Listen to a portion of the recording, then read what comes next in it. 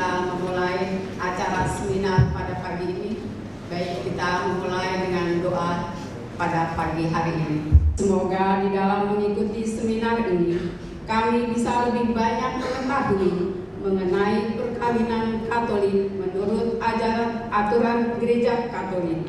Sekali lagi selamat datang kepada peserta seminar, karena di bawah juga ada acara seminar juga ya. Jadi supaya tidak salah alamat, kembali saya mengingatkan bahwa di lantai 2 GSG ini adalah seminar kupas tuntas perkawinan Katolik. Ya, dan sebentar lagi kita akan menyaksikan drama yang luar biasa, spektakuler. Hashtag atau semboyan atau moto kita adalah datang pada Yesus. Doa mengubah segala sesuatu. Mari kita ucapkan bersama-sama, datang pada Yesus, doa mengubah segala sesuatu. Sekali lagi, datang pada Yesus, doa mengubah segala sesuatu. Baik, tim drama sudah siap? Nah, marilah kita saksikan drama singkat, musikal, tetapi sangat berkesan buat kita semua. Silakan. Persembahan dari Panitia M17, pagelaran visualisasi drama musikal singkat Kisah Cinta Maria dan Rudolfo dari Tanah Jawa. pada suatu kehidupan, menceritakan kisah cinta Maria dan Rudolfo dari Tanah Jawa. Maria adalah kembang desa, bekerja sebagai petani paling cantik. Dan di desa itu ada seorang pria tampan bernama Rudolfo.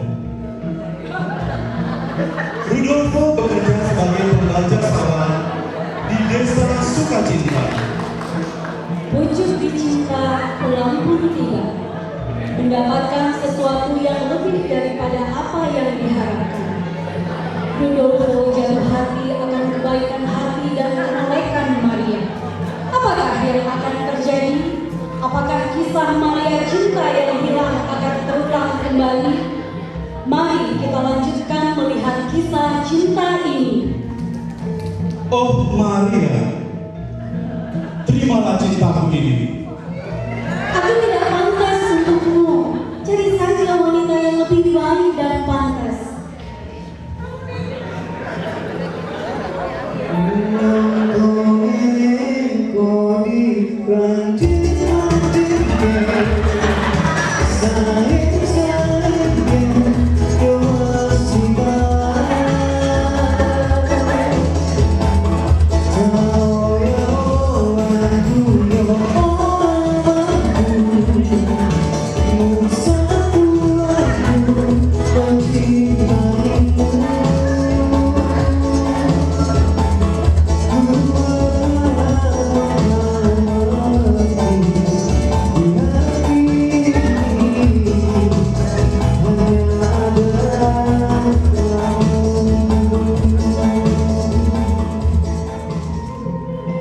Perjuangan Rudolfo mendapatkan cinta Maria.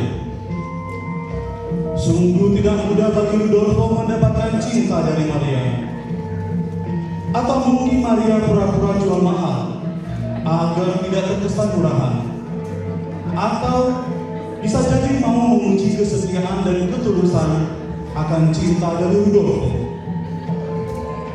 Setelah susah payah dan banyak rintangan, akhirnya Maria pun menerima cinta dari Rudolfo, dan mereka pun mengikat cinta itu dalam sakramen perkawinan. Meskipun Maria dan Rudolfo belum satu iman akan Kristus pada saat pemberkatan itu. Apa yang dipersatukan oleh Tuhan tidak dapat dipisahkan oleh manusia.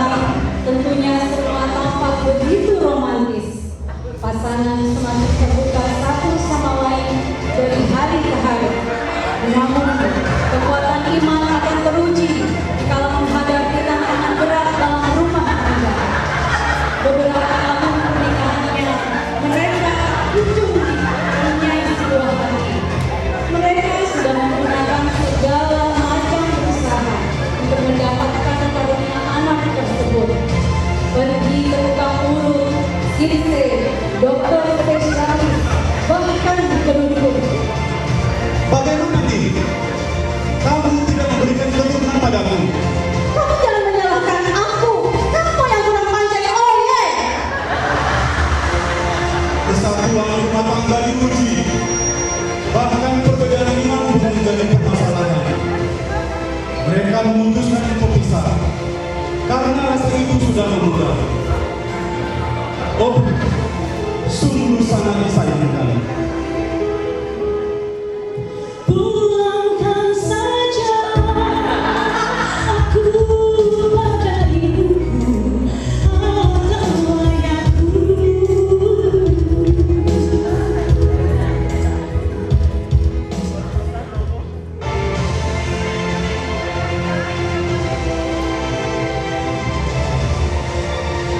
Konflik berkelanjutan dalam rumah tangga. Bahtera rumah tangga sedang diuji. Keduanya menggunakan ego masing-masing dan tidak mau berdamai dengan diri sendiri, apalagi bersama satu sama lain dengan pasangannya. Akankah kisah Maria cinta yang hilang akan terulang kembali? Bagaimana pendapat Bapak Ibu beserta seminar? Aku mau pulang saja ke orang tuaku. Maria, jangan pergi.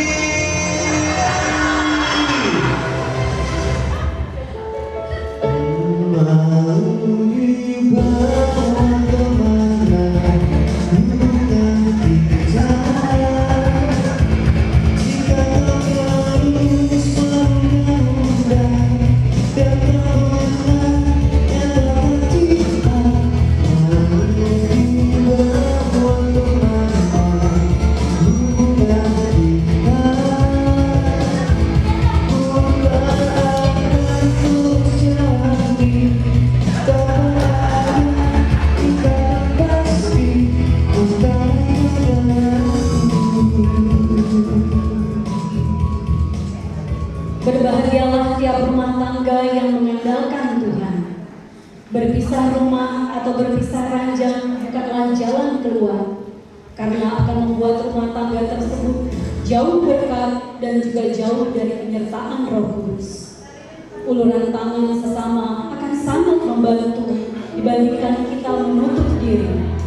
Hidup dalam komunitas dapat saling menguatkan, berteman dengan sesama, sharing iman, kesaksian Kristus, mengajak untuk bertobat, bahkan membawa teman hidup dan berkumpul dalam komunitas adalah tugas dari evangelisasi pribadi kita masing-masing. Evangelisasi pribadi akan begitu nyata jika kita berdoa bersama komunitas, memberikan kekuatan lewat doa, dukungan moral, lewat kunjungan, dan penghiburan.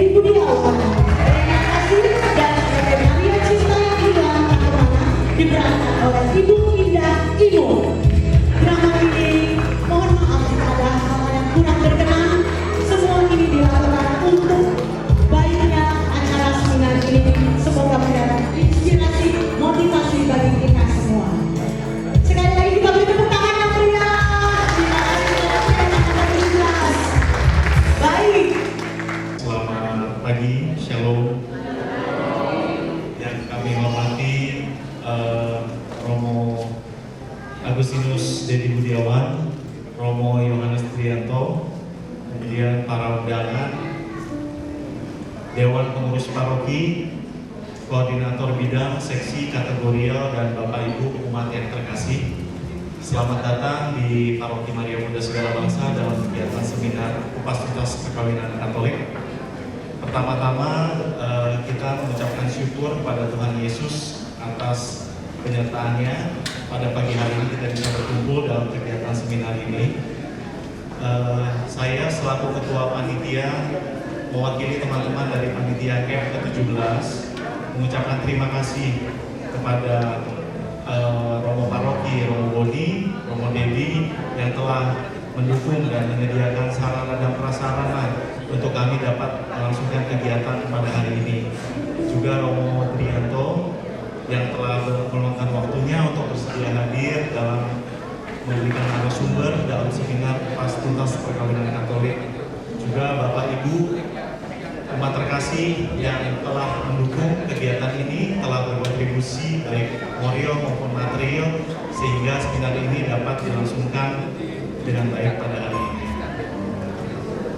Selamat mengikuti setiap rangkaian sesi dan acara dalam seminar ini. Semoga setelah mengikuti seminar ini kita bisa lebih menambah pengetahuan kita dan iman kita, khususnya tentang panggilan perkawinan menurut hukum Gereja Katolik yang dikehendaki Allah. Di akhir kata sambutan ini, izinkan saya untuk menutupnya dengan pantun ya. Burung merpati berwarna putih, di atas awan terbang tanpa khawatir. Saya aturkan banyak terima kasih pada hadirin yang bersedia hadir. Terima kasih. Terima kasih kepada Bapak Gero yang sudah selaku Ketua Panitia Angkatan 17. Baik, selanjutnya kita akan mendengarkan kata sambutan dari Romo Dedi selaku Romo Paroki kita, karena Romo Bodi berhalangan hadir. Romo masih mungkir-mungkir ya kata orang Jawa.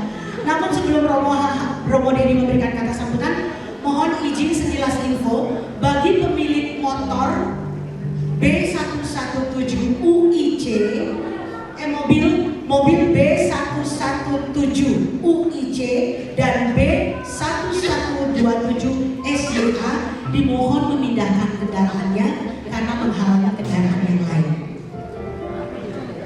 Apakah ada peserta? Mobil B117 UIC dan B1127 SJA.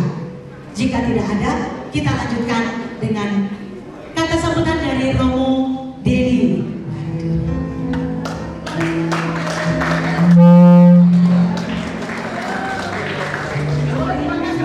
Boleh di atas Romo supaya dapat dokumentasi, banyak yang ngefans nih.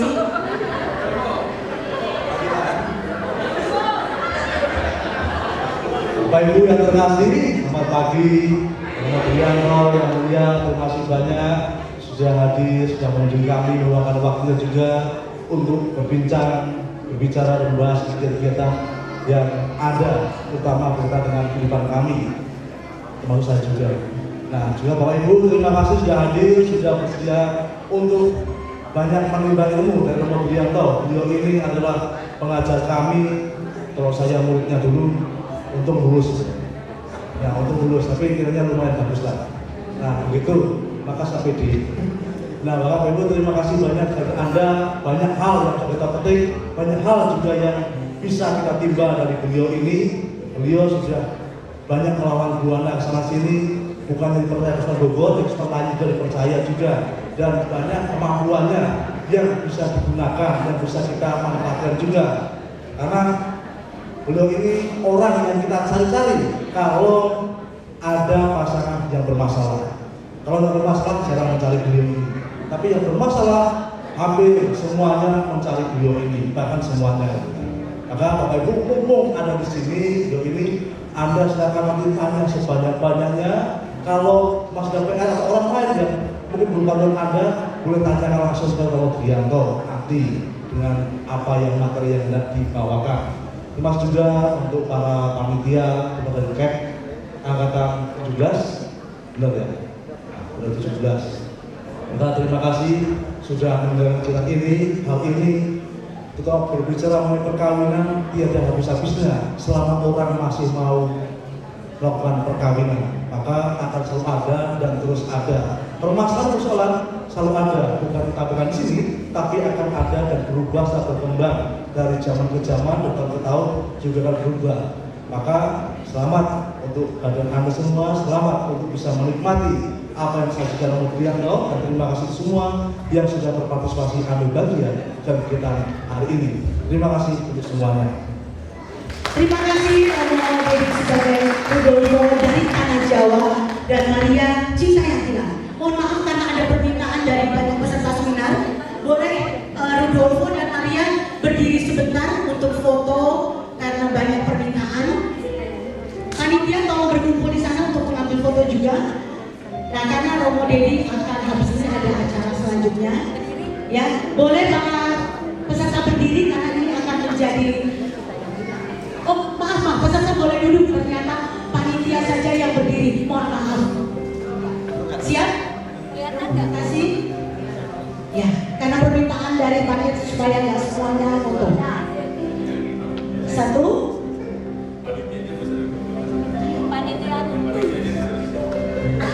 Panitianya menyebar, silakan. Mohon maaf ketidaknyamanan ini karena Romo dadakan harus segera meninggalkan tempat ini, tapi masih ada Romo Trianto di sini.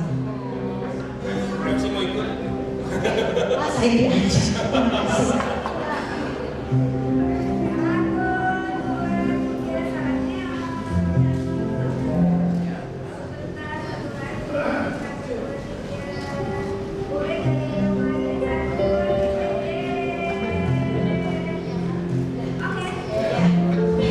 Terima kasih.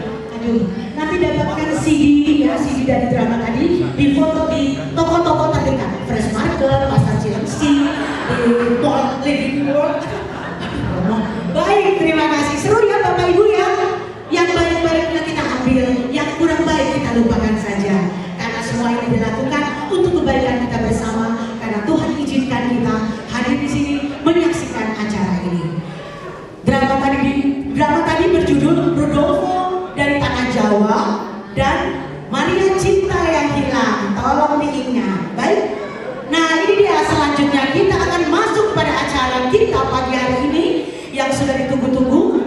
Tolong disimak, ya. Nanti akan ada pertanyaan-pertanyaan yang mendapat hadiahnya. Dan jika ada materi yang perlu ditanyakan, silakan ditulis, disimpan. Nanti silakan menyerahkan kepada panitia. Baik. Ya, kita akan kupas tuntas perkawinan Katolik bersama narasumber kita. Mungkin Bapak Ibu di sini ada yang sudah kenal, namun ada juga yang belum kenal. Siapakah beliau?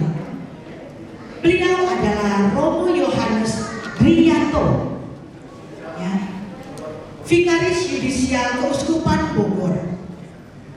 Lahir 2 Desember 1963. Tabisan imaman pada tanggal 1 Februari 1992. Dan Romo Tri, kan akarnya dipanggil Romo Tri ya Romo ya. Sering bertugas sebagai Ketua Komisi Kanisius 2017 sampai 2020. Mohon diralat ya Romo kalau ada yang salah. Kepala LPH Unpar. Oh ya, kemudian Unpar Bandung.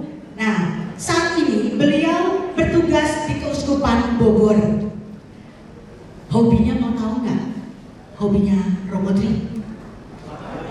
Noted ya, hobinya katanya bersepeda, makanya tubuhnya sehat, langsing, dan tetap staminanya oke. Dan pada pagi ini siap memberikan seminar materi kita dari pagi hingga pukul 3 siang nanti. Kita beri tepuk tangan kepada Romo Tri. Silakan. Langsung diralat. Maaf. Siapa yang suka bersepeda? Tidak ada. Boro-boro bersepeda, tempat saya pegunungan. Jadi itu bagi saya. Saya sekarang di Universitas Katolik Parahyangan tahun ke-45 ini. Saya menjadi kepala lembaga pengembangan humaniora yang salah satu tugasnya adalah tanyanya simpel. Parahyangan itu namanya Universitas Katolik Parahyangan. Pertanyaannya simpel, masih Katolik atau enggak? Nah, itulah tugas saya menjaga itu. Keren ya, tapi remuk. Tapi tugas saya itu. Terus kemudian Parahyangan itu Universitas Katolik. Apa bedanya dengan universitas pada umumnya? Apa perbedaan Universitas Katolik itu dengan Universitas Katolik yang lainnya? Ada yang namanya spiritualitas dan nilai dasar, UNPAD. Itu juga tugas saya, bagaimana menyampaikan itu kepada para mahasiswa, tapi juga kepada dosen dan juga tenaga kependidikan yang lainnya. Itulah tugas saya yang sekarang. Tambah satu lagi, UNPAD itu punya kampus ministry. Saya langsung saja saya sebut UNPAD itu menjadi paroki personal di Bandung. Jadi paroki yang bukan teritorial seperti Sukatani, kemudian kota wisata, Jonggol itu teritorial, tapi ada paroki personal. Dan itulah saya menyebutnya dan kami menyebutnya paroki personal Pier Nicola Universitas Katolik Parahyangan. Tugas saya itu belakangan ini dan masih seperti yang dulu. Saya sebenarnya sudah tahun ke-25 ini, ke-20 setiap pesta perak, saya jadi vikaris yudisial Keuskupan Bogor. Itu urusannya adalah hukum dan pengadilan gereja.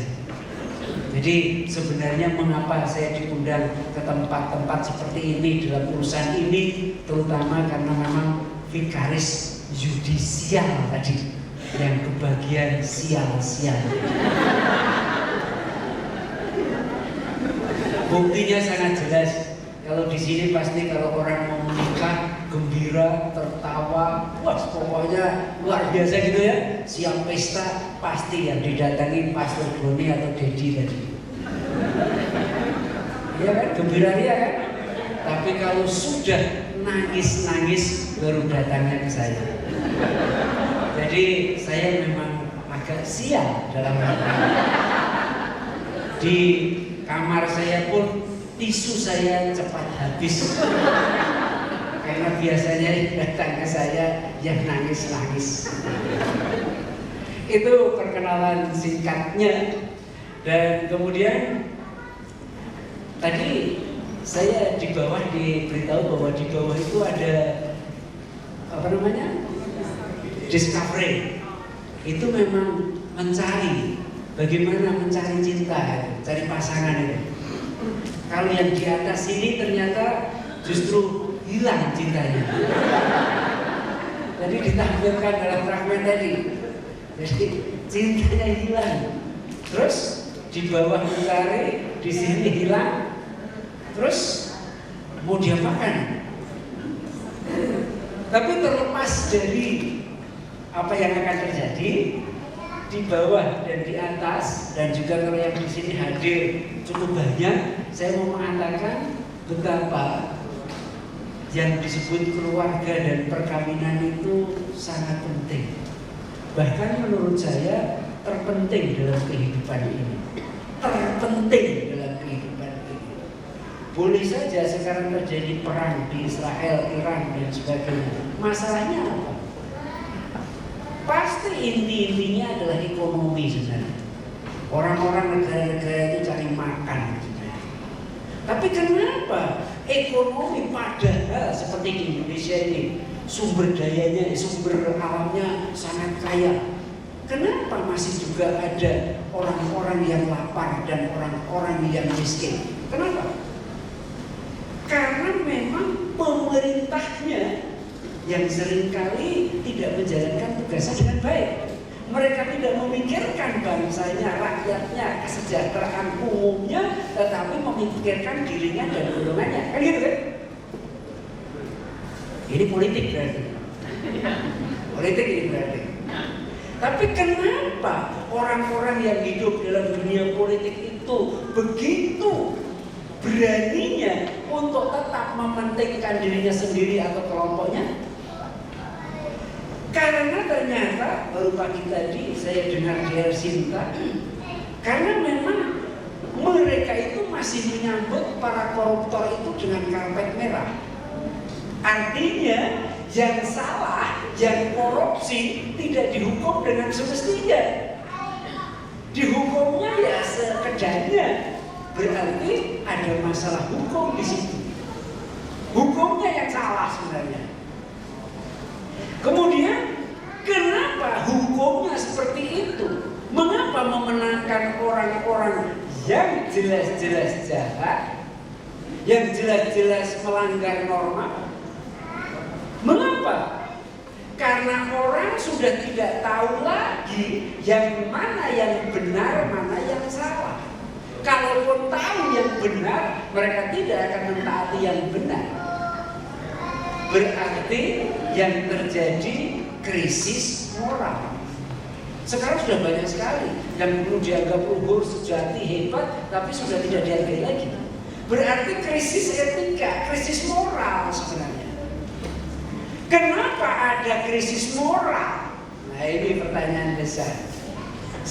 Saya akan menunjuk begini. Karena mereka, orang-orang itu tidak mendapatkan pelajarannya, pengalamannya dalam keluarga. Berarti kita cari lagi kenapa anak-anak dalam keluarga tidak mendapatkan bimbingan, nasihat, pengalaman akan moral yang baik dalam keluarga. Yang salah terakhir adalah kedua orang tuanya. Pelanggan kan?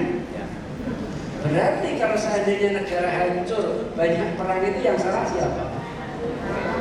Akhirnya orang semua kapok.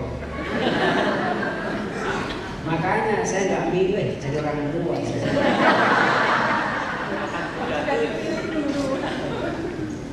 Tapi justru di sini memang letaknya mengapa gereja itu mengatakan dengan begitu lantangnya bahwa keluarga itu adalah sel pertama dan utama masyarakat dan juga gereja.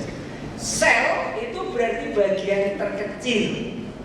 Utama dan pertama. Pertama, sebelum ada persekutuan yang lain-lain, sebelum ada komunio lain-lain, komunio pertama adalah suami istri keluarga. Utama karena menentukan. Jadi keluarga itu menentukan. Ada nggak? Barangkali tidak menyadari ya. Paroki maksudnya ya. Tapi supaya mantap seperti saudara-saudara kita dari timur itu.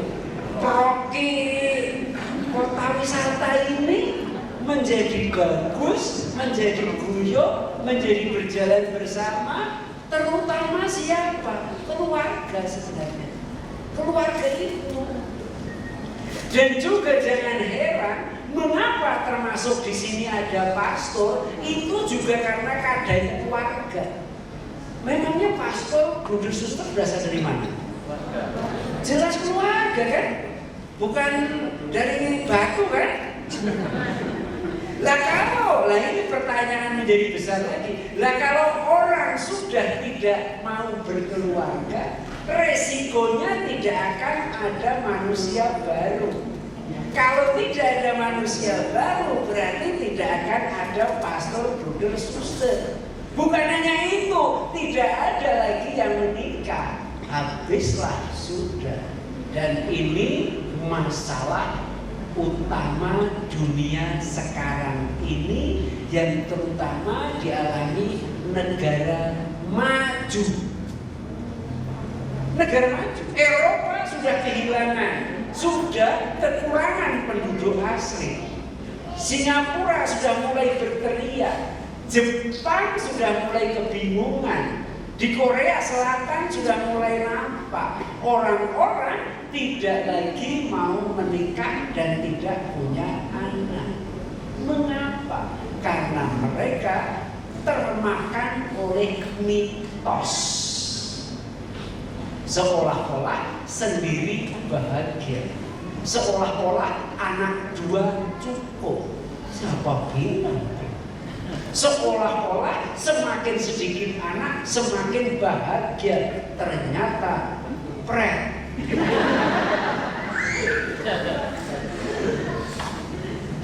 Anaknya 1 bingung, anaknya 2 bingung. Dan sekarang saya tinggal tanda petik sedikit bersorak-sorak, walaupun bersorak-sorak itu tuh prihatin ya. Saya kenal juga ada keluarga kaya raya, anaknya cuma 2. Alasannya supaya bahagia, supaya nanti di akhir katakan hari tuanya bisa berbahagia. Nah sekarang anaknya 2 tidak pernah pulang. Wah, ketika punya cucu 2 setengah mati, tapi kan cuma sebentar, apalagi tinggalnya di luar sana. Memangnya boleh kakek nenek nungguin cucunya di luar sana loh ya, di sana? Kan nggak mungkin juga. Apa mau kasih cucu-cucu itu ditungguin kakek neneknya? Sudah nggak mau lagi, akhirnya pulang stres. Suatu saat saya tanya, kenapa Pak? Iya Romo, punya anak 2 aja nggak pernah pulang. Cucunya gimana? Ya kalau saya rindu ya saya yang harus ke sana. Tapi ya itu pun hanya sehari 2 hari. Nah terus, nggak tahu lah Romo, mereka itu sudah tidak memperhatikan orang tua lagi. Iya Romo, mereka itu egois ya Romo ya. Gak pernah memperhatikan orang tua lagi. Terus kemudian saya tanya agak berkelakar, yang ngajari begitu siapa Pak? Baru terperangkap. Siapa yang ingin punya anak? Bukankah itu karena egoisme orang tua? Yang karena pengen berbahagia anaknya 1 saja atau 2 saja? Karena takut nanti tidak bahagia, nanti takut di hari tuanya tidak terjamin. Dan sekarang menjadi sedih. Tambah sedih lagi, anaknya waktu itu cuma 1, digadang-gadang akan meneruskan upayanya. Restoran yang dia bangun menjadi sangat hebat, ternyata anaknya pergi dengan teman-temannya ke hutan, dipatok ular, meninggal. Kedua pasangan itu stres. Untuk apa? Itu yang disiapkan dengan jerih payah itu. Mereka sendiri akhirnya berdua bahagia kan? Kalau seandainya dulu berkata supaya nanti punya waktu panjang untuk berdua, ya situ berdua. Ternyata stres. Berdua, kemana-mana berdua, mau kemana lagi? Suatu saat ada lagi nih yang saya betul-betul saya tanya, Pak, ngapain pergi bolak-balik ke luar negeri, ke Singapura, hanya berobat? Iya ya Romo. Kenapa tidak pergi ke Amerika sana? Kenapa ke Australia? Kenapa tidak ke Jepang, piknik? Dia katakan, kaki juga sudah sangat sulit Romo, mata juga tidak terlalu melihat lagi. Nah terus untuk apa itu uang yang sangat banyak itu? Gedung-gedung yang mentereng itu? Makan kalau begitu, kuliner, makan sebanyak-banyaknya.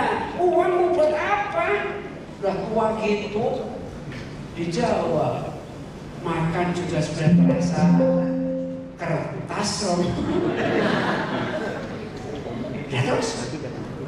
Nah terus mau ngapain?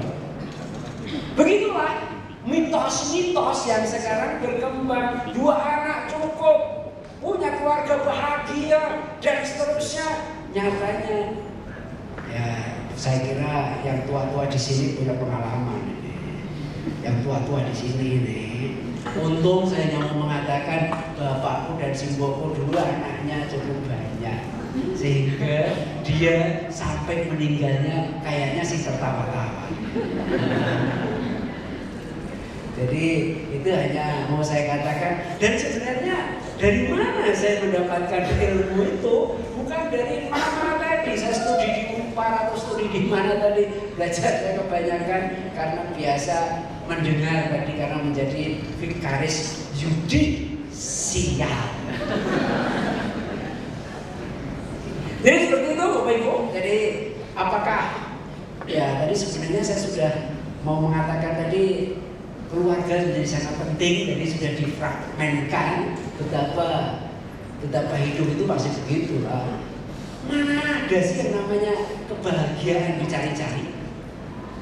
Mana ada sih kebahagiaan kalau seolah-olah sudah ditentukan itu nanti bahagia?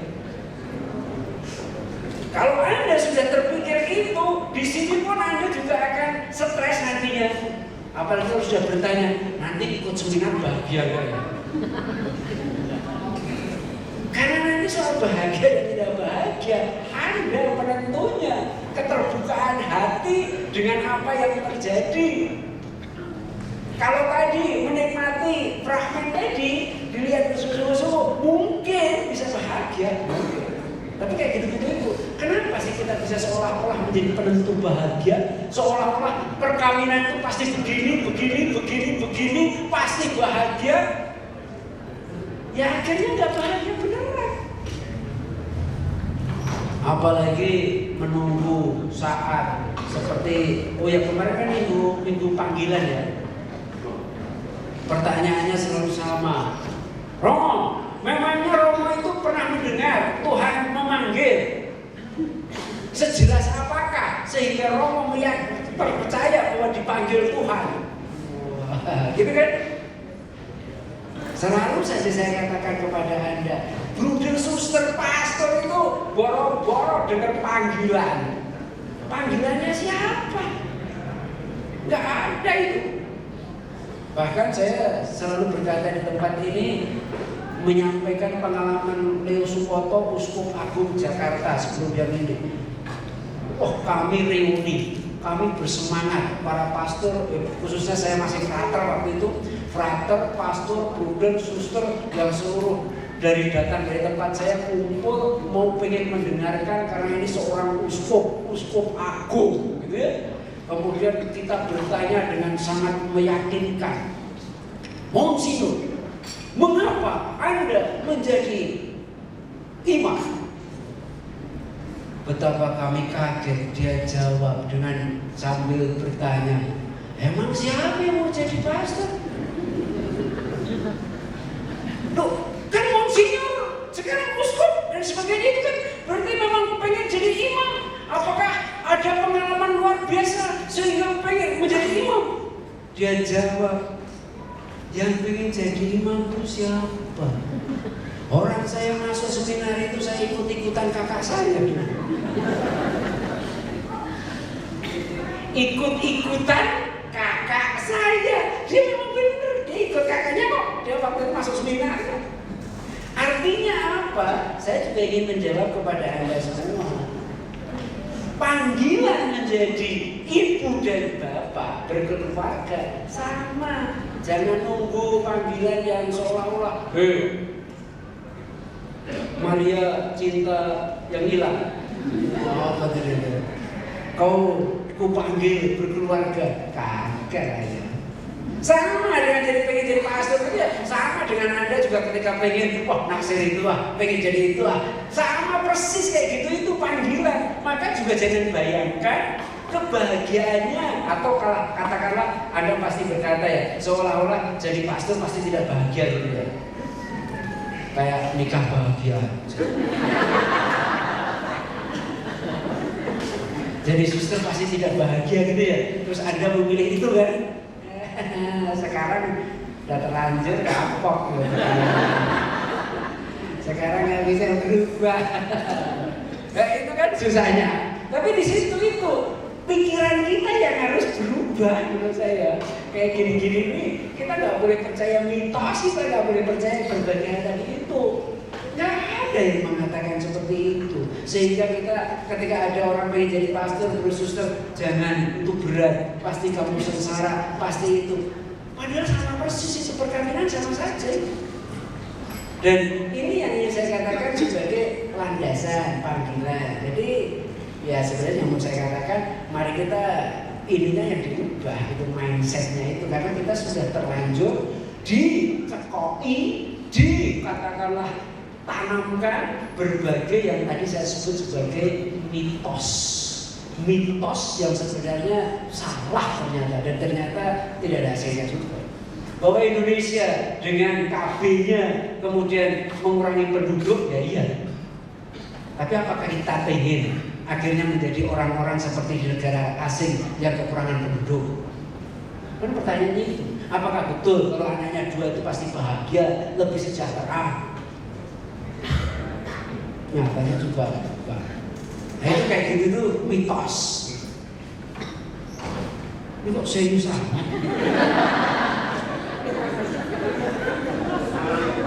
Enggak, lama-lama saya mikir, jangan-jangan Anda seperti itu ya?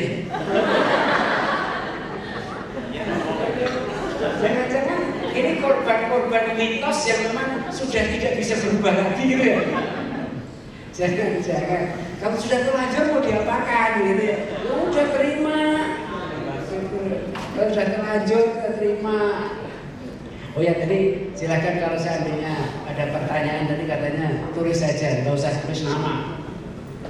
Saya mau, waduh saya juga bingung sebenarnya, tapi ya sudah saya sampaikan saja lah. Saya akan menyampaikan saja.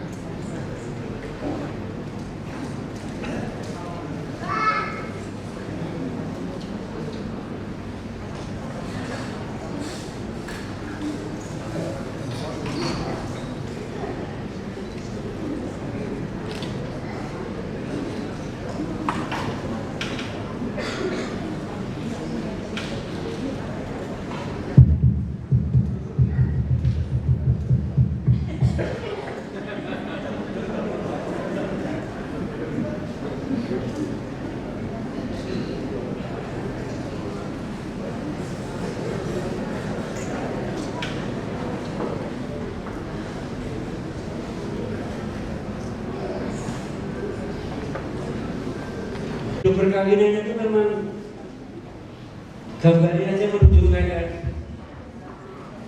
penuh dengan awan.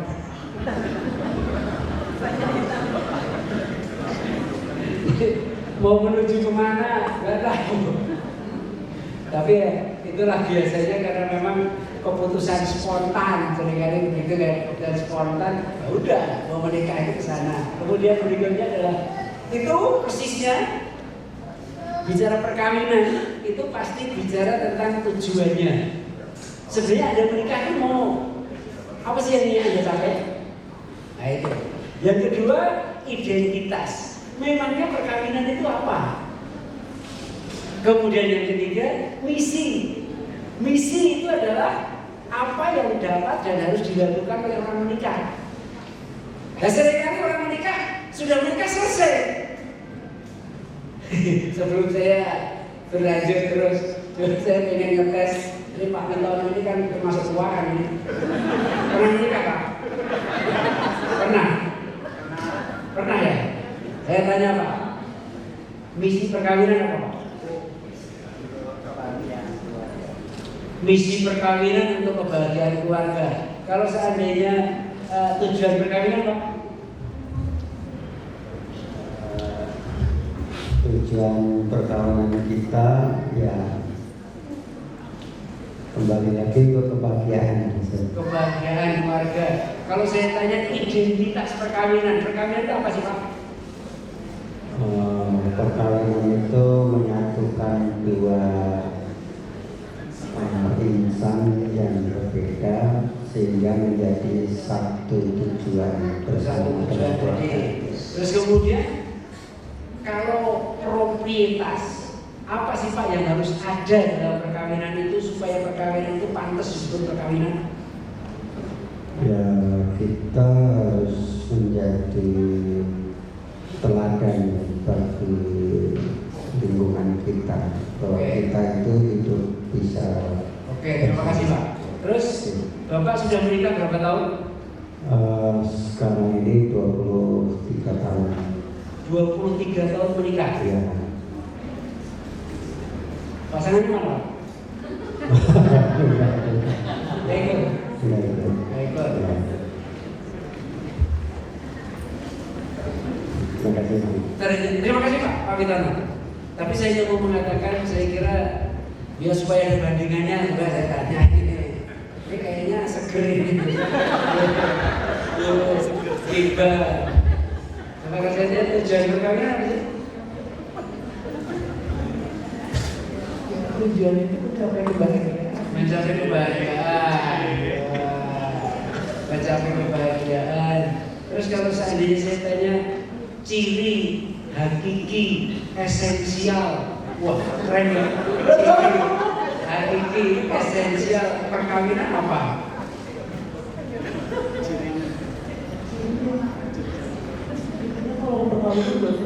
Bahagia. Oh gitu, oke. Pokoknya bahagia gitu ya. Satu lagi ya supaya 3. Nah ini kayaknya kalau Bapak laptop itu intelektual.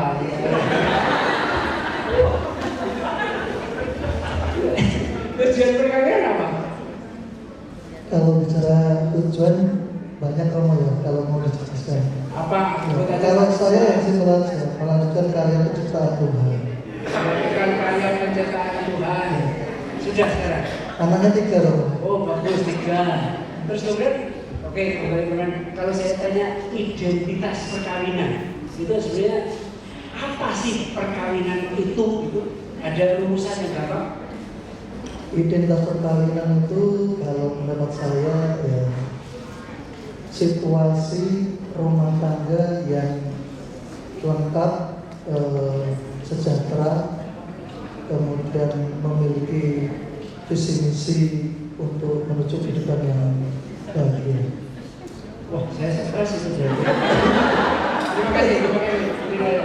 Jadi situasi lengkap. Lengkap itu berarti nggak kurang apa-apa.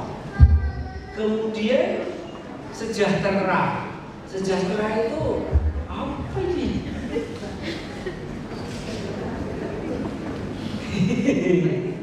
Tapi itulah hebatnya orang Katolik. Tahu ada hebatnya orang Katolik? Nggak tahu. Bahkan ngawur pun ternyata bisa jalan.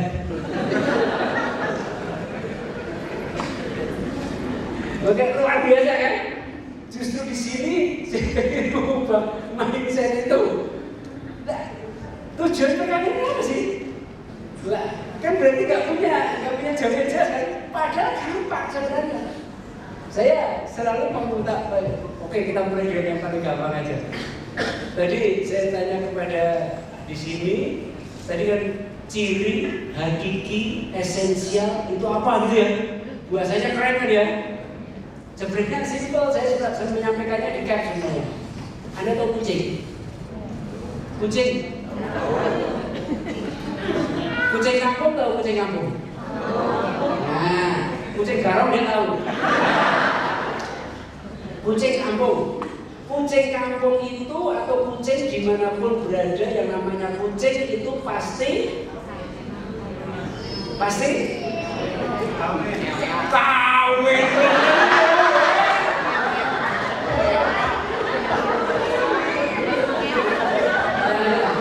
Ini pasti menyol. Pasti kan? Dari mana Pak?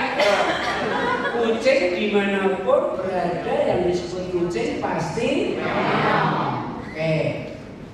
Dan kayaknya saya lihat kayaknya ini kebanyakan orang kampung kan ini. Artinya yang mau saya ceritakan itu kucing di kampung itu sering menjengkelkan yang punya rumah karena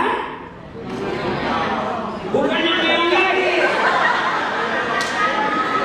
Tapi nolong apa? Karena memang punya kegemaran makan ikan, tambahin asin biasanya gitu kan. Kegemarannya memang itu. Terus kenapa kucing itu dipelihara di kampung? Apa? Berteman dengan tikus. Tapi punya naluri menangkap tikus. 3 hal. Meong, kegemaran makan ikan asin, dan yang ketiga bisanya ini kawin terus ini. Yang ketiga adalah punya naluri nangkap tikus. Kucing kampung itu pindah ke kota wisata. Di kota wisata dibuatkan rumah, disiapkan makanannya, bahkan perlakuannya istimewa. Check up ke dokter, makanannya khusus, ya kan? Iya. Dan bahkan boleh main-main dengan anak-anak di keluarga itu. Tidak hanya di lantai, tapi di tempat tidur. Bahkan tidur bersama dengan tuannya. Perlakuannya luar biasa, bukan? Nah, memang kucing itu menyenangkan. Wah, bisa diajak kemana-mana, diajak bermain, bahkan diajak tidur. Luar biasa kan? Menyenangkan. Pertanyaan saya, masihkah suka berbunyi meong? Omong kosong. Saya pernah melihat beberapa rumah yang punya kucing, kucingnya diam saja.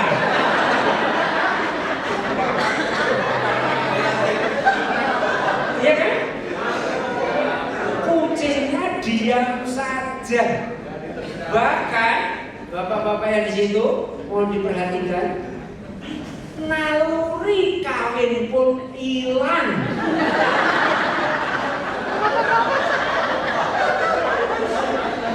Iya, kan mestinya musim kawin gitu ya, breeding season untuk kucing, itu kan pasti bermeong-meong rame kan? Nyatanya itu pun hilang. Hilang meongnya sama sekali, bahkan musimnya pun katakanlah gerus hilang. Pertanyaan berikutnya, mau itu dikasihkan asin? Umumnya ogah. Makanannya biasa makanan yang khusus. Pertanyaan berikutnya lagi, bagaimana kalau melihat tikus?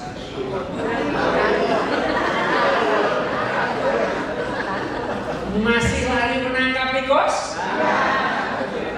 Pertanyaan saya, ini renungan ini, masih pantaskah disebut kucing?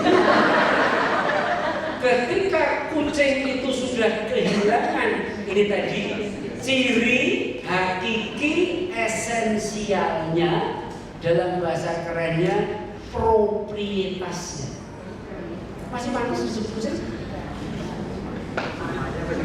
Oke.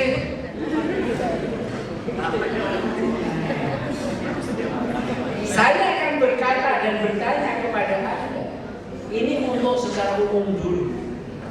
Orang Katolik, ini Katolik kan? Masih kan? Dan masih Keuskupan Bogor ya? Oke. Berarti Anda orang Katolik Keuskupan Bogor. Bagaimana kalau seandainya ciri hakiki kekatolikannya tidak ada lagi? Contohnya saja, ke gereja, berdoa, baca kitab suci, rosario tidak pernah, masih pantaskah disebut Katolik? Gak usah dijawab. Pertanyaannya lagi, ciri khas orang Katolik itu apa? Khas Katolik. Apa coba?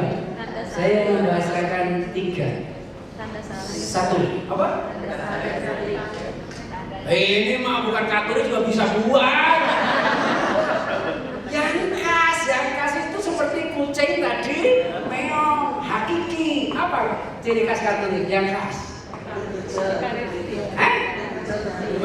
Gereja, nyatanya malah membersihkan gereja. Tapi bukan orang Katolik. Apa coba? Menyambut komuni. Bahkan kadang-kadang orang yang nggak Katolik pun datang karena nggak tahu nyambut juga. Apa dong? Tapi ini Katolik kan, ini kan? Apa ciri khasnya nggak tahu? Yang membedakan Anda dengan orang lain apa? Hah?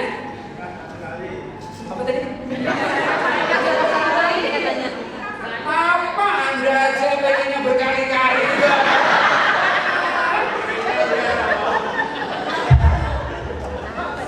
Sekurang-kurangnya pengennya berkali-kali.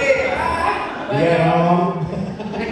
Orang Katolik banyak orang yang datang ke gereja yang pengen itu. Jadi apa? Kekhasan Katolik menurut saya ini mencintai hingga musuh. Ada ajaran seperti itu di tempat lain? Tidak ada. Ajaran Katolik jelas mencintai hingga musuh. Itu artinya mencintai itu paling dari yang dekat sini, yang adalah kekasih hati, keluarga, tetangga, kemudian yang jauh sana, kemudian musuh. Musuh itu orang yang ingin menghancurkan kita. Ajaran Katolik mencintai hingga musuh sama itu. Pertanyaan saya simpel. Mencintai orang yang mencintai kita aja susah setengah mati. Apalagi mencintai orang-orang yang menjengkel kan? Apalagi yang jelas musuh kita, yang jelas susah kan? Tapi itu kekhasan Katolik. Kapok. Oh, mencintai pasangan yang jelas-jelas mencintai kita aja. Aduh. Nyungsep Pak. Dapat lagi mencintai jelas-jelas yang menjengkelkan. Musuh lagi. 1, 2. Memaafkan 70 kali. Artinya tanpa batas. Beda kan? Pernyataan saya gini. Mengampuni, memaafkan orang yang datang sujud minta maaf kepada kita saja sulit sekali. Apalagi yang tidak ngaku salah. Apalagi yang jelas-jelas tidak mau minta maaf. Bisa memaafkan? Katolik kan? Mau tidak mau harus ke sana. Nah, ini kan mau nggak mau. Ini kekhasan ini.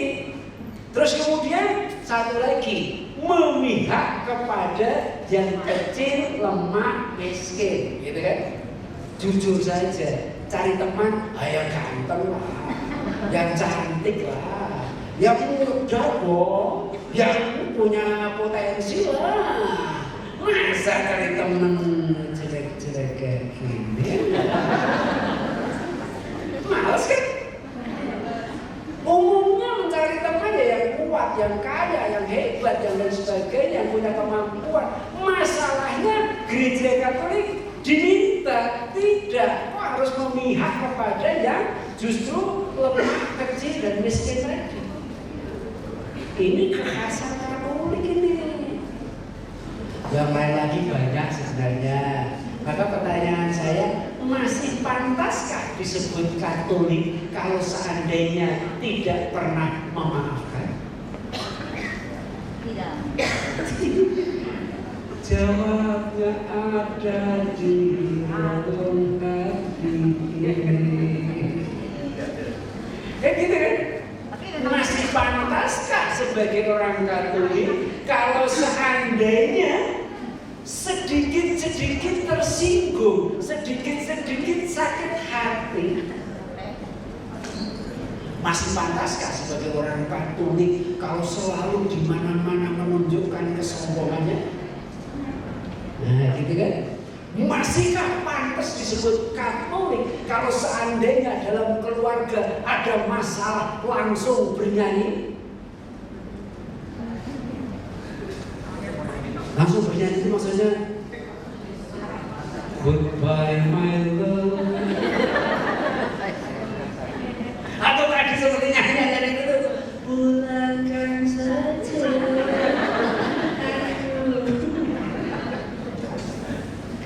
Nah kalau saya tiap kali kena masalah satu saja, terus kemudian nah berarti mana Katolik itu mana?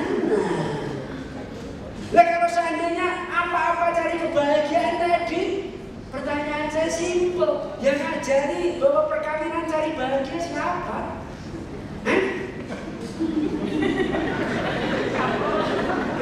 Tolong tunjukkan kepada saya ayat kitab suci yang menunjukkan bahwa tujuan perkawinan kebahagiaan.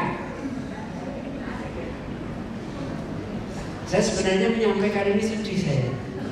Kenapa? Nah, seperti Pak Witono itu kan sudah kehabisan waktu lagi. Sudah tidak ada kesempatan. Iya kan? Tolong tunjukkan mana yang menunjukkan bahwa tujuan perkawinan itu kebahagiaan. Gak ada itu. Kitab suci saja satu saja. Yang secara tidak langsung oke lah. Apalagi yang langsung. Mana tunjukkan? Ternyata gak ada. Jadi kalau Anda percaya bahwa perkawinan itu tujuannya kebahagiaan, itu mitos. Dan mitos tadi saya katakan itu berarti pret. Jadi kalau seandainya Anda tidak bahagia sekarang, menurut saya biasa aja kali. Karena memang tujuan perkawinan bukan kebahagiaan. Gitu sebenarnya. Ini hiburannya ini. Jadi kalau Anda sedih, ya apa? Menyesal, kenapa ya saya menikah? Gak usah disesali. Ya tapi saya gak bahagia. Memang bukan tujuannya.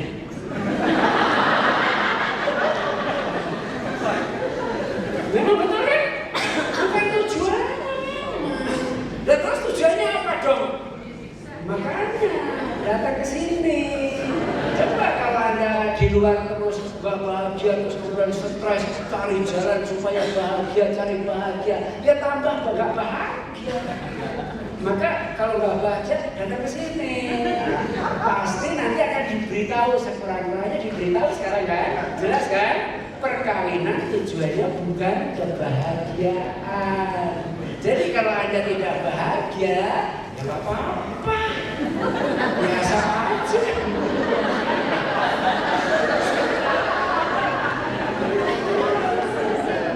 Dan itu semakin menguatkan saya.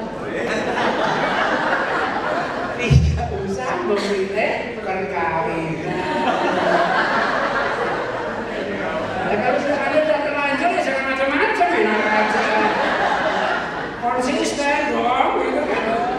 Jadi seperti itu, maka di sini sebenarnya saya ingin menyampaikan itulah perkawinan dalam gereja Katolik. Nah, ini baru Katolik ini memperkenalkan diri, maka Anda kan ya tadi hebat orang Katolik itu luar biasa. Gak tahu aja nekat milih.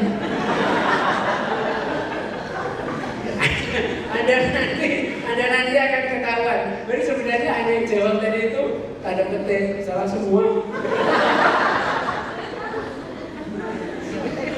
Tapi bedanya nyatanya Anda ada yang bahagia juga kan? Nyatanya bertahan itu, walaupun bertahannya memang seperti dinyanyiin juga sih. Masih ingat lagunya? Ku coba bertahan mendampingi dirimu.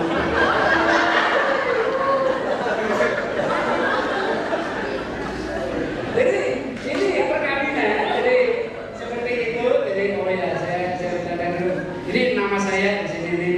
Saya Pastor Keuskupan Bogor, walaupun sekarang bolak-balik Bandung, gitu ya. Baik, kemudian mari kita lihat. Inilah yang sebenarnya kesalahan pada umumnya. Orang itu bermimpi bahwa dan mimpinya itu terlanjur keliru. Mimpi tapi keliru. Dan Anda sengaja mengelirukan diri. Karena Anda percaya, meyakini, kalau cuma percaya meyakini sama ya. Anda meyakini bahwa tujuan perkawinan itu bahagia. Maka Anda berusaha mati-matian untuk menikah itu tadi supaya bahagia. Setelah menikah kaget, kok cuma begini. Tambah lagi ternyata dua orang itu konflik. Maka saya punya cerita. Saya menangani, jadi ini true story. Perkawinan hari Minggu dilanjutkan dengan pesta sampai sore malam. Setelah selesai, laki-lakinya pergi ke rumah yang sudah dia siapkan, kecil tetapi memang dia menikah, niat menikah, jadi siap rumah. Baru hari Rabunya perempuan itu diantar kedua orang tuanya ke rumah itu supaya mereka hidup berdua satu rumah. Jadi hari Minggu menikah, kemudian malamnya lakinya menempati tempat itu, hari Rabunya perempuan diantar ke situ. Saya tidak tahu apa yang terjadi pada hari Kamis, Jumat yang sudah bubar.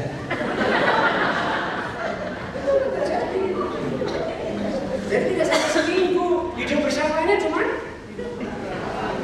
ya, Rabu sampai Jumat tadi cuma sehari Kamis itu. Dan karena Kamis tadi saya tidak tahu apa-apa, maka saya beri judul misteri hari Kamis.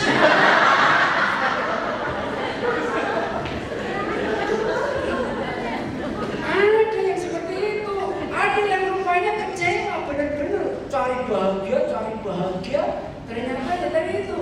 Loh kok begini? Hari pertama konflik. Jadi ada mahasiswi jurusan kedokteran, pacarannya 8 tahun, luar biasa kan? 8 tahun, dua-duanya Katolik, menjalani pacaran 8 tahun, menjalani perkawinannya 8 hari. Ya, 8 hari bubar, dan sekarang si ibu itu ya karena sudah ibu ya sekarang ya udah memelihara kandungannya sendiri, kemudian melahirkan sendiri, kemudian merawat anaknya. Sekarang anaknya sudah mulai besar, tapi baru 8 hari. Makanya itu tadi mitos tadi itu. Lah kalau dicari kebahagiaan ya siapa yang enak aja. Tuhan ngajari yang menikahlah supaya bahagia, kagak ya. Di dalam gereja Katolik nggak ada bahwa tujuan kita itu hidup di dunia ini nanti hidup kekal bahagia di surga. Ya iyalah di sana, tapi di sini boleh sih. Saya juga nanti akan, kalau ada pertanyaan saya akan jawab. Bisa bahagia memang, tapi bukan tujuannya. Enak aja. Jadi inilah yang dimimpikan itu seperti itu. Wah, meyakini bahwa kebahagiaan tanpa henti tersedia dan tinggal dinikmati orang yang mau menikah. Menikah bahagia, maka segera menikah. Ayo cepat-cepat menikah. Jangan sampai tua, nikahlah segera. Karena nanti bahagia, tanpa perkawinan tidak bahagia. Siapa bilang? Dan anehnya yang mempromosikan perkawinan itu kadang-kadang orang yang menderita.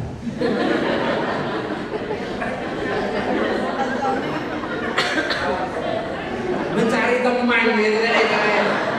Jadi ada orang tua anaknya disuruh-suruh segera menikah, padahal hidupnya sendiri menderita. Nah kok anaknya disuruh nikah? Oh itu kan berarti orang tua yang gak bertanggung jawab kan itu? Kayak dirinya sendiri bahagia aja. Oh dirinya aja gak bahagia kok mengatakan bahwa anaknya segera menikah. Makanya jangan heran, ada juga anak yang kepepet menikah itu. Dan saya menemukan sangat cukup banyak itu. Contohnya di mana? Coba si ibu itu menggeletak sakit di rumah sakit karena memang menderita kanker. Ada orang yang menjenguk dia. Dia sebelumnya hanya ditunggu oleh anak tunggalnya perempuan, gitu kan? Anak tunggalnya perempuan. Kemudian ada tamu berdatangan menjenguk, kemudian ngomong, Tuhan, kalau seandainya Tuhan ingin memanggil saya rela Tuhan. Tapi semoga saja saya boleh menyaksikan anak saya menikah. Memang ngomongnya sih netral kan ya, cuman pengen supaya sebelum meninggal adanya menikah kan. Nah anaknya kan stres di situ. Punya teman juga belum lama, baru kenalan. Nah ini kan perlu mikir, aduh, jangan-jangan ini tanda-tanda ibuku akan meninggal. Betapa sengsaranya dan durhakanya saya kalau seandainya saya tidak segera menikah. Berarti saya tidak akan ada kesempatan membahagiakan ibuku yang tercinta. Maka dia diam-diam memaksa diri menikah demi dan itu sering terjadi. Setelah ibunya betul melihat, wah gembira kan, melihat anaknya nikah kan, matilah dia.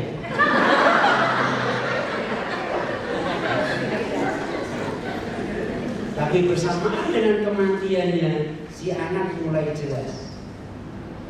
Saya menikah kan karena ibuku. Ibuku kan sudah meninggal. Akhirnya dia sudah selesai. Perkawinan karena memang saya sudah menikah, saya tidak ingin menikah sih. Saya sebenarnya menikah itu untuk menggembirakan ibu saya. Jadi ya sebenarnya apalagi ada masalah dalam hubungan berdua, ya sudah dengan begitu cepatnya. Thank you so much, I'm sorry. Goodbye. Betul-betul terjadi. Nah, seperti itulah nyatanya dan seperti itu perkawinan dilakukan, tetapi bukan untuk maksud yang sebenarnya, gitu. Jadi dikiranya mitos seperti itu, banyak promosi seperti itu, tapi sekarang banyak orang akhirnya menolak untuk perkawinan. Sekarang, karena memang mengira bahagia kok, nyatanya nggak bahagia, ya sudah tidak menikah. Maka kita cari. Kalau begitu sebenarnya perkawinan itu mau mencari apa sih? Gitu pertanyaannya gitu. Nah, ini dia. Apa itu? Alkitab ya. Saya bertanya. Ya saya biasanya bertanyanya dengan cara gini supaya ingat saja sebenarnya. Bu, dulu pernah sekolah ya Bu? Nah, ini apa Bu? Bangku ini. Iya, tapi seluruhnya dong, masa panjang doang. Kursi. Yakin? Kursi ya? Kursi. Kursi itu untuk apa Bu? Untuk duduk. Tahu dari mana Bu? Kursi kan memang buat tempat duduk. Tahu dari mana? Tahu dari sekolah. Emangnya yang dikatakan sekolah pasti guru? Ya, pengalaman sih Romo. Oh, pengalaman juga. Tapi betul, kursi itu memang untuk duduk. Iya. Bagaimana kalau untuk melempar orang? Oh, bisa juga kalau marah. Bisa juga kalau marah. Iya. Tapi sebenarnya kursi itu yang sebenarnya untuk apa Bu? Untuk duduk. Tahu dari mana Bu? Memang seperti itu kursi. Memang begitu itu dari mana begitu? Kodratinya. Kodratinya? Iya. Kodratnya memang dari mana? Dari fungsi kursi.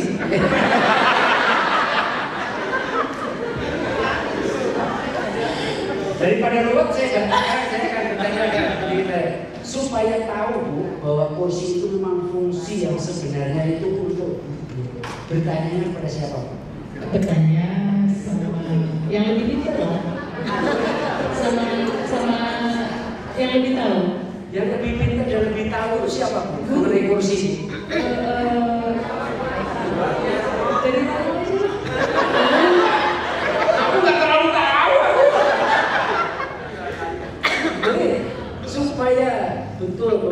kursi ini memang tujuannya untuk duduk gitu ya. Bertanya kepada siapa supaya meyakinkan? Yang tahu, yang kita lebih tahu, Yang lebih tahu, lebih pintar. lebih pintar. Saya dengar suara yang lain. Nah, bagaimana kalau jawabannya? Kalau pengen tahu sebenarnya kursi itu untuk duduk dan memang sebenarnya bertanya yang paling tepat kepada pembuatnya. Yang buat kursi kan? Betul, Bu, setuju Bu? Benar itu ya? Lebih benar itu ya? Daripada yang lebih pintar ya? Masih terus sekarang? Jadi bertanya kepada pembuatnya. Nah, pertanyaan saya sebenarnya simpel, sama sebenarnya. Perkawinan yang membuat siapa? Sendiri kayaknya dong. Katolik kan? Apa ya? Yang membuat perkawinan siapa? Ayo. Makanya saya selalu berkata juga itu sama persis kalau saya bertanya juga ya udahlah ini supaya, tapi ini perkawinan untuk tahu perkawinan tadi itu ya. Ibu namanya siapa Ibu? Saya Francisca. Francisca ya Bu ya. Ibu Francisca yang membuat siapa Bu?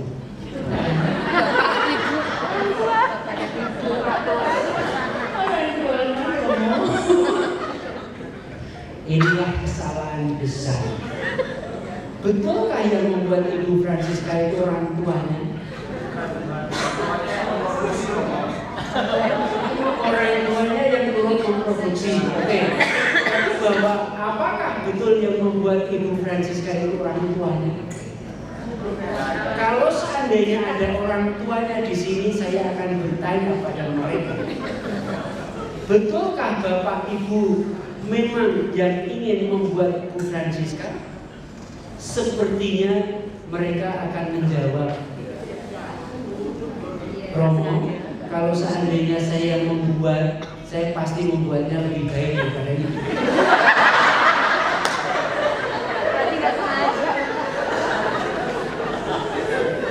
Jadi bagaimana Bu? Jadi Ibu, kalau Bapak Ibu, kalau seandainya yang membuat, pengen membuat yang lebih baik daripada itu ya? Oh ya, Bapak ya? Iya Romo, kalau saya bisa membuat, saya akan buat sebaik mungkin. Ya jelas lah, tidak seperti itu. Nah, jadi kalau seandainya nyata yang lahir seperti itu kenapa Pak Bu?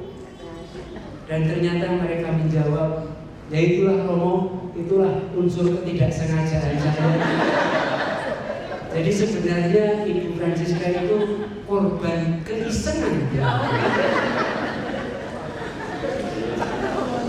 Parah.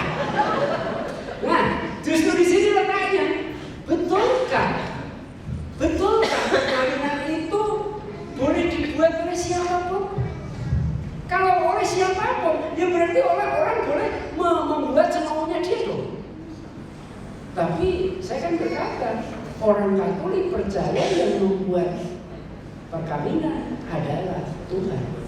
Nah kalau itu buatan Tuhan, ya berarti tidak bisa ditolak oleh siapapun. Bahwa orang-orang berintervensi dan diajak oleh Tuhan, betul. Karena memang Tuhan pengen melahirkan manusia ini lewat kedua orang tuanya. Walaupun sebenarnya orang tuanya tidak setuju sih sebenarnya lahir.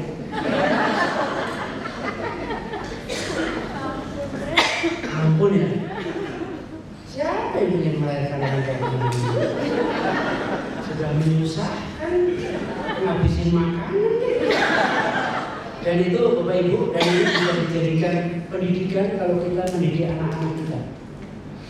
Saya biasa bertemu dengan anak-anak di IPB, anak IPB yang berasal dari kampung ya, datang ke IPB. Mereka mulai membandingkan diri dengan anak-anak kota yang notabene lebih kaya lah, katakanlah begitu ya. Terus kemudian mereka ini kan karena menyadari kemiskinannya, makan juga tidak. Ini Pak tadi lulusan IPB Pak Joni atau gimana? Ini kan termasuk orang miskin di IPB. Jadi di IPB miskin itu yang ada di iklan, saya selalu mengatakan di iklan apa itu rumah makan Padang itu ngambil kuahnya itu ternyata terjadi subur itu. Karena memang miskin mau apa? Maka Bahkan tidak 3 kali, tapi 2 kali. 2 kali itu pun kadang-kadang ya dengan temennya. Itu ada. Dan orang yang menyadari itu membandingkan dengan teman-temannya, ya akhirnya menjadi sedih, kecewa. Kuliah itu bahkan kalau dia diterima di IPB dengan jalur yang luar biasa, mereka rupanya kurang menyadari itu. Yang mereka sadari bahwa kok saya miskin ya, kok saya dilahirkan di kampung seperti ini ya, nah, gitu kan? Jadi akhirnya kalau kesini apa? Belajar juga malas, aktivitas juga malas, apalagi diajak untuk kegiatan keagamaan Katolik, malas. Untung guru agamanya saya. Udah, ketika saya mulai mengajar pertama kali, saya lihat tampang-tampang itu saya langsung berkata dari kampung ya. Kalau yang dari Sumatera berkata, ya Romo saya dari Sumatera. Saya kejar aja, Sumateranya mana? Sumatera Utara, Romo. Utaranya mana? Akhirnya sampai saya katakan, itu ya, yang buta-buta Bagas itu ya. Buta-buta Bagas itu katanya yang salah-salahnya. Kalau dari Kalimantan, Pontianak mana? 15 menit lagi suruh saya istirahat. Yang capek kan saya sih.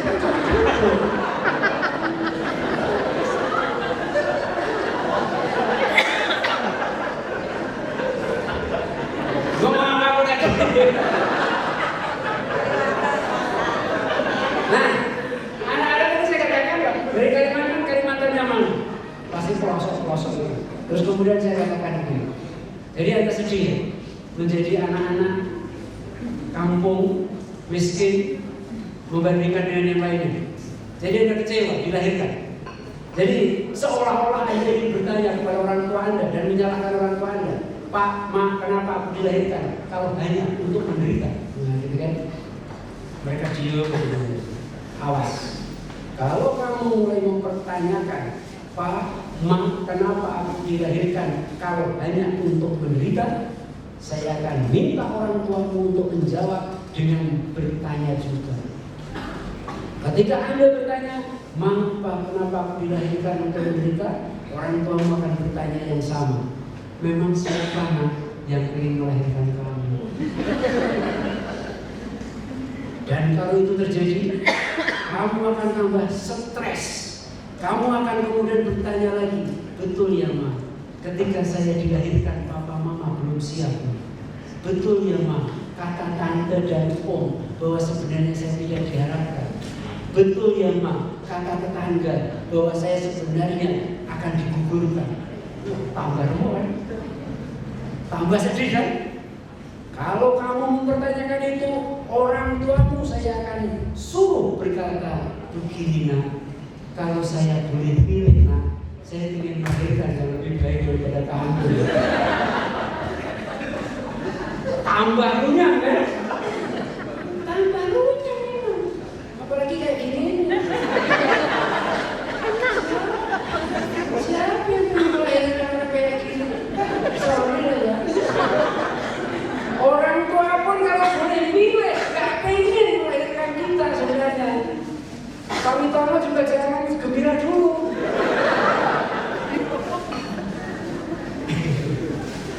Justru di sini letaknya. Orang tua nggak bisa milih.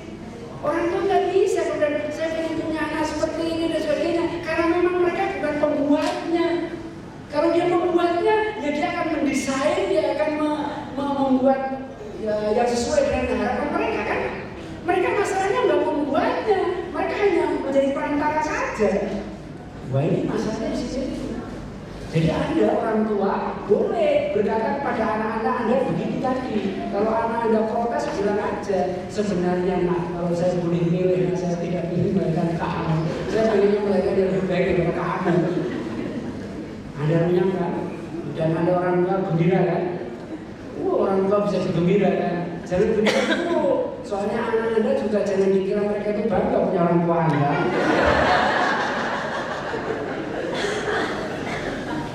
Justru di sini letaknya saya ingin berkata bahwa yang membuat kita manusia adalah Tuhan. Dan juga yang membuat perkawinan adalah Tuhan. Dan kalau Tuhan membuat sesuatu, ini juga supaya gampang untuk mengingat saja. Kalau tadi kan kucing, itu kan gampang untuk diingat kan? Nah ini juga kursi bisa diingat, Bu Francisca. Jadi kursi ini untuk apa tadi? Untuk duduk. Tahu dari mana tadi? Dari pembuatnya, dan ternyata pembuatnya adalah Tuhan. Nah kemudian saya tanya kepada Anda kalau bertanya kepada Tuhan, jawabnya ada di mana? Maksud Tuhan gitu ya? Ini sebenarnya perkawinan buat apa sih Han? Untuk apa ini perkawinan? Jawabnya ada di mana? Atau secara pribadi saja sebagai orang Katolik percaya pada Tuhan, Tuhan sebenarnya mau apa sih? Kenapa sih saya harus mengalami ini? Anda bertanya kepada Tuhan lewat doa. Anda mendapat jawabnya dari mana? Di mana Anda mendapatkan jawabannya? Kalau Yusef mimpi ternyata sama dengan Pak Witono, gak apa-apa, bisa jadi kan? Bisa jadi Tuhan memang memberi jawaban lewat, bisa saja. Terus yang apa lagi? Yang Anda sekarang lakukan apa? Seminar. Bukankah seminar itu mencari jawaban juga? Dan jangan dikira loh bahwa saya itu sebenarnya disuruh oleh Tuhan loh datang ke sini. Jangan salah. Jadi jawabannya macam-macam. Bisa dari orang lain, bisa dari pengalaman orang lain, bisa sharing, bisa peristiwa alam, bisa tiba-tiba mendapatkan jawabannya sendiri. Tuhan bisa menggunakan segala cara untuk memberikan jawaban. Dan salah satu jawaban itu tadi sudah saya katakan ya. Salah satunya itu saya itu menghayatinya begitu. Coba Katolik ya, masih kan? Masih Katolik? Masih. Jadi sekali lagi, ini kursi kan ya? Untuk duduk kan? Ini supaya disadari oleh bapak-bapak juga, ibu-ibu juga ya. Semuanya yang di sini. Mana lebih dulu Bu? Kalau salah awas. Kalau benar dapat apa? Pujian. Oke, nanti kalau benar saya kasih hadiah.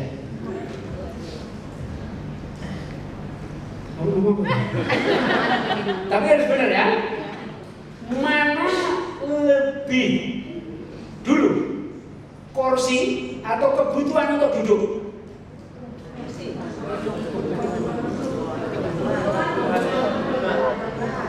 Masih diberi kesempatan sekali lagi. Kursi dan kebutuhan untuk duduk.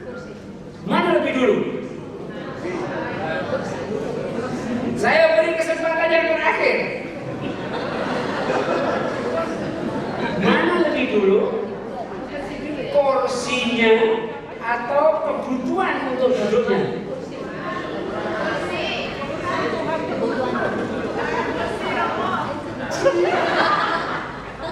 Hadiah dicabut. Mana lebih dulu, kebutuhan duduk atau kursi? Saya akan berkata kepada Anda, betapa sulitnya ternyata hal sederhana bagi orang-orang pandai. Orang-orang pandai semua ada ini. Dan ternyata betapa sulitnya kan? Coba simpel saja. Mana lebih dulu? Kursi atau kebutuhan untuk duduk? Lagi-lagi semakin meyakinkan. Ternyata sangat sulit. Mau 5 menit, mau 10 menit, terserah saya.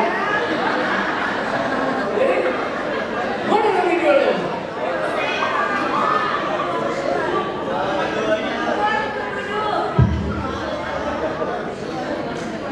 Gak mau, sana gak mau. Sana kan biasa. Coba kalau yang di sini, Ibu Rina, mana lebih dulu? Dua-duanya. Nggak setuju lah. Keduanya awalnya kita kan punya kebutuhan, maka tercipta bangku. Jadi keduanya itu berbarengan jadi ada ini. Ada alasannya.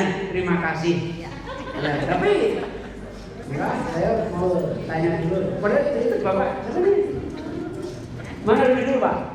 Porsi atau kebutuhan dulu Pak? Kebutuhan menurut saya. Karena ada kebutuhan maka diciptakan porsi. Saya kira itu yang tepat.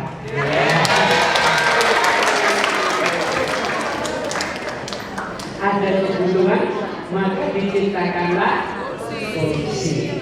Dan itu biasa begitu. Dan itu ternyata ada kitab sucinya. Katolik kan? Maksud saya kitab sucinya sama dengan kitab saya. Kalau sama, tolong yang bisa membuka, coba dibuka Efesus 2 ayat 10. Efesus 2 ayat 10.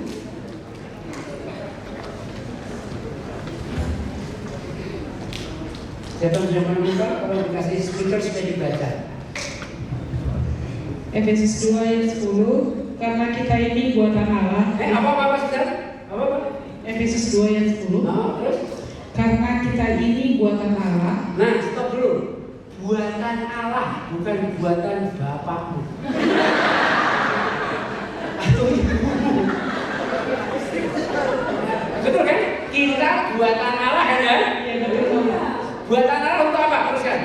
Diciptakan dalam Kristus Yesus untuk melakukan pekerjaan baik. Nah, itu dia. Diciptakan untuk melakukan pekerjaan baik. Untuk melakukan pekerjaan baik. Pekerjaan baik yang mana? Terusnya? Yang dipersiapkan Allah sebelumnya. Berarti sebelumnya atau sudahnya? Sudah disiapkan Allah sebelumnya. Nah kan? Berarti untuk apa? Terus terakhir? List? Dengan begitunya sombong. Baca dari awal. Karena Efesus 2 ayat 10, karena kita ini buatan Allah, diciptakan dalam Kristus Yesus untuk melakukan pekerjaan baik yang dipersiapkan Allah sebelumnya. Ia mau supaya kita hidup di dalamnya. Kita supaya hidup di dalamnya. Seperti tadi kursi diciptakan untuk duduk, maka kursi sebaiknya menjalani tugasnya untuk menyiapkan diri sebaik-baiknya supaya jadi kursi, gitu kan? Nah kita sama, supaya bisa dihayati. Saya menceritakan ini berulang-ulang dan saya tidak akan berusaha mengulangnya karena ini memang baik untuk dihayati. Satu, suatu saat dalam suatu seminar ada 300-400 orang. Saya harus berseminar dan kemudian saya katakan, saudara-saudari, seharusnya yang berdiri di tempat ini saya, karena sebenarnya yang diminta untuk hadir dan memberi seminar adalah Bapak Uskup. Saya sebut itu, kan? Sayangnya Bapak Uskup itu tidak bisa. Kemudian permintaan diajukan kepada Bapak Uskup yang satunya lagi. Itu ternyata Bapak Uskup itu tidak bisa juga. Akhirnya minta kepada seorang pastor. Itu pastor itu mula-mula berkata oke, tapi tidak lama kemudian membatalkan karena ada acara lain. Pindahlah kepada pastor yang berikutnya, berkata oke, tetapi nyatanya tinggal beberapa hari membatalkan karena ada alasan lain. Kepada yang kelima, seorang pastor lagi, oke, ternyata kemarin membatalkan. Sehingga kemarin itulah saya dihubungi untuk memberikan seminar ini. Saya beri komentar, gak apa-apa lah, tidak ada rotan akan terjadi. Panitianya mulai terperangkap. Dan begitulah Romo. Tambah saya tunjuk, betul kan? Memang minta uskup itu kan? Iya Romo. Uskup itu juga kan? Iya Romo. Dan saya memang yang terakhir baru kemarin kan? Iya Romo. Berarti saya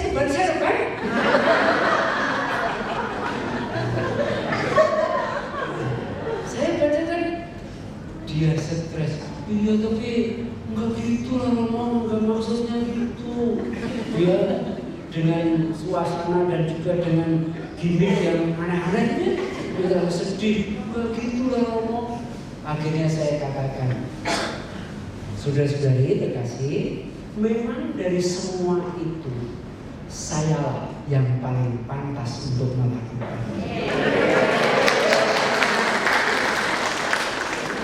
Artinya apa? Artinya bahwa ya tugas itu memang disiapkan untuk saya, sehingga yang lain mental semua, gitu. Ya, saya cari sekarang Pak Witon aja yang jelas. Saya sendiri dulu di depan. Pak, istrinya namanya siapa, Pak? Sulistiawati. Namanya Sulistiawati loh. Sulistiawati itu cantik. Nggak tahu, saya cantik atau Pak, pokoknya masih cantik ya. Saya akan berkata gampang aja. Gini, untuk menjelaskan kursi tadi. Suatu saat Tuhan tahu akan ada seorang yang sangat cantik perempuan namanya Sulistiawati. Dia itu membutuhkan pasangan. Pasangannya tidak usah cakep.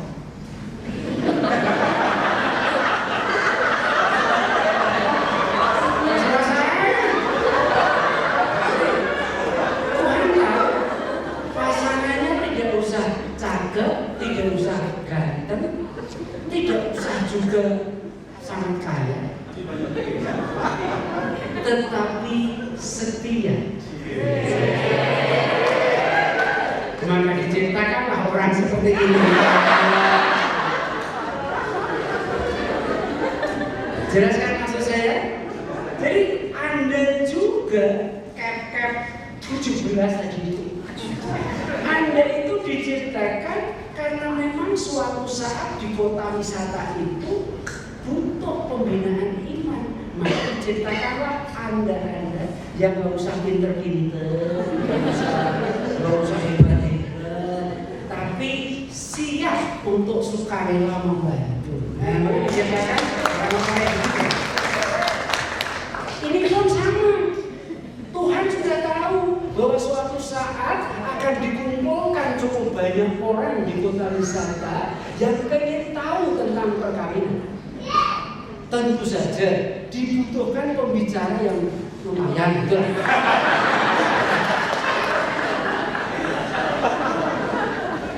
Maka diciptakanlah saya.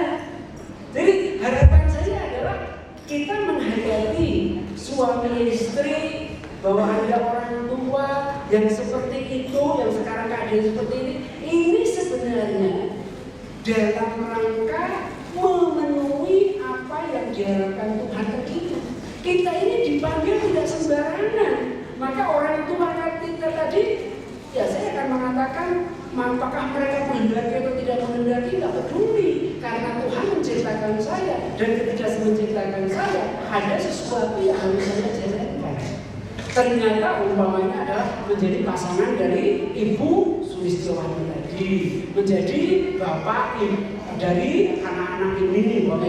Di sini juga gak penting Anda itu nanti katakanlah di paroki, itu juga gak penting. Ketika Anda nanti pegang jabatan tertentu, itu tidak penting caranya, gak penting caranya. Karena teman-teman kita itu kadang-kadang nakal kan. Ketua wilayah, ketua lingkungan, kadang-kadang pemilihannya sembarangan, ya kan? Bahkan ada yang menurut saya agak keterlaluan. Udah biar aja kapok sekalian.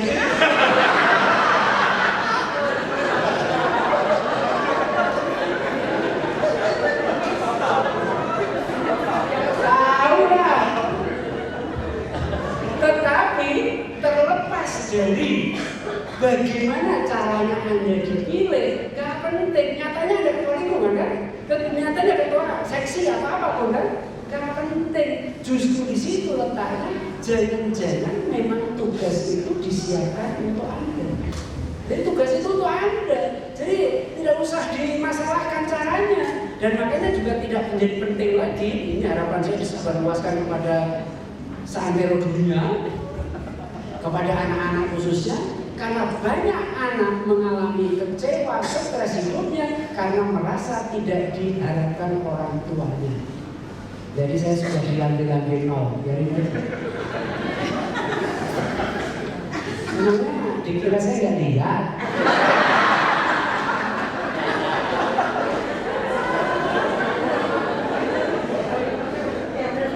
Sampai dulu. Jadi ini yang ingin saya katakan juga berkaitan dengan perkawinan. Bahkan boleh saya tambahin satu hal. Bahkan kalaupun Anda harus mengalami berbagai hal yang tidak menyenangkan, jangan-jangan itu cara Tuhan membentuk kita supaya bisa melaksanakan pekerjaan yang sudah disiapkan tadi. Kita pernah stres, ditolak orang, kemudian katakan difitnah dan sebagainya.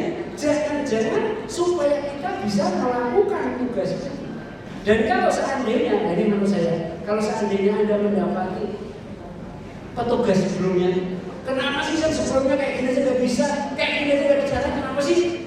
Jangan-jangan memang tugas itu disimpan untuk Anda. Jadi jangan-jangan begitu. Jadi kita ini melakukan sesuatu yang sudah disiapkan oleh Allah Subhanahu wa Ta'ala.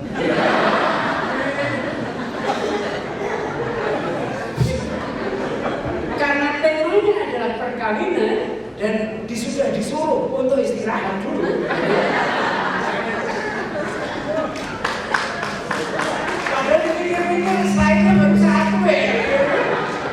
Maka saya akan mengatakan gini, perkawinan keluarga dibentuk oleh Tuhan. Untuk apa? Karena ada sesuatu yang harus dilakukan oleh keluarga atau pasangan itu yang tidak mungkin dilakukan oleh yang bukan berkeluarga. Termasuk dalam hal ini, Anda yang berkeluarga pasti beda dengan saya nggak bisa. Karena memang ada sesuatu yang harus Anda perankan di sana. Itu maksud saya. Jadi perkawinan, ya seperti apakah yang harus dilakukan untuk perkawinan itu? Tugas apakah yang sudah disiapkan Tuhan dalam perkawinan itu? Kita tunggu episode berikutnya.